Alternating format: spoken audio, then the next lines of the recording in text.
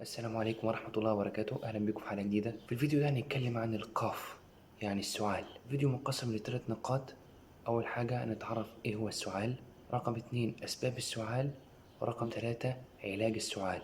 أول حاجة السعال هو طريقة أو ردة فعل في الجسم إن هي بتخلص من المخاط أو أي مواد بتكون مهيجة للحلق، سواء كان في مخاط في الأنف، مواد عملت تهيج في الحلق، الجسم بيحاول يتخلص منها عن طريق اللي هي الكحة أو السعال. السعال بيكون عرض عابر، وبيكون في حالات أخرى إن هو بيستمر فترة طويلة، زي مثلا لو السعال استمر عند الإنسان أقل من 3 أسابيع بيعد هنا سعال حاد، لكن لو استمر ما بين 3 إلى 8 أسابيع سعال فوق الحاد.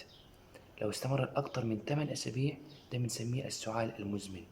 رقم 2 أسباب السعال. من أسباب السعال إن بيكون في عدوى في الجهاز التنفسي، سواء عدوى بكتيرية أو عدوى فيروسية. العدوى دي بتستمر لعدة أيام أو لأسبوع كحد أقصى، زي العدوى البكتيرية زي إيزل اللي هي الإنفلونزا اللي بتجيلنا كلنا، أو في الالتهاب الرئوي، أو السعال الديكي. برضه من أسباب السعال التدخين عامل كبير جدا إن هو بيؤدي إلى السعال وتهيج الجهاز التنفسي.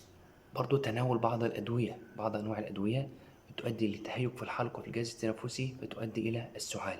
آخر نقطة معانا علاج السعال. في علاجات منزلية وفي العلاج الدوائي، بس أكتر الناس بتلجأ إلى العلاجات المنزلية. زي عندنا العسل ليه دور فعال جدا هو بيعالج السعال، وأثبتت بعض الدراسات إن فعاليته بتكون بتفوق فعالية اللي هي مثبطات السعال نفسها اللي هي الأدوية بتاع السعال. زي تاخد العسل تحط منه معلقتين على كوب ماء دافئ، أو ممكن تاكله كده على طول مباشرة بالمعلقة، أو ممكن تاكله مع الخبز.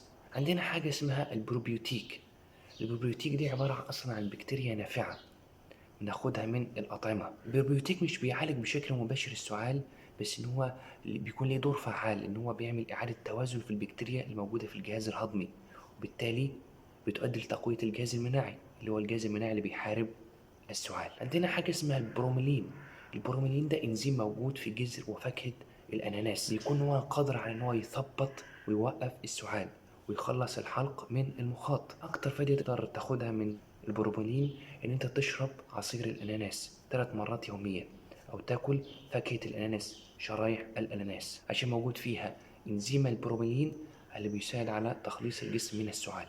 بعد كده في النعناع بيحتوي على المنثول ان هو بيعمل كمضاد للاحتقان، وبيساعد ان هو بيعالج السعال وبيخلص المصاب من المخاط.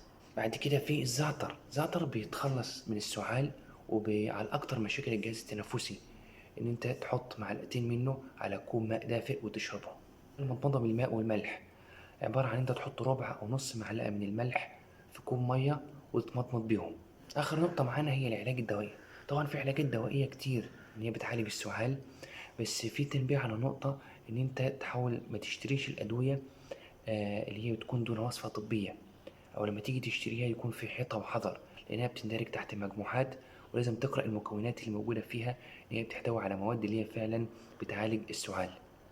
ويفضل انت ما تستخدمش الدواء لاكتر من اسبوع، ولو السعال استمر عندك لاكتر من اسبوع يفضل انت تروح تستشير الطبيب.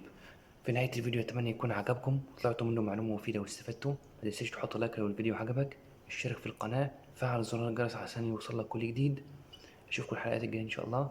السلام عليكم.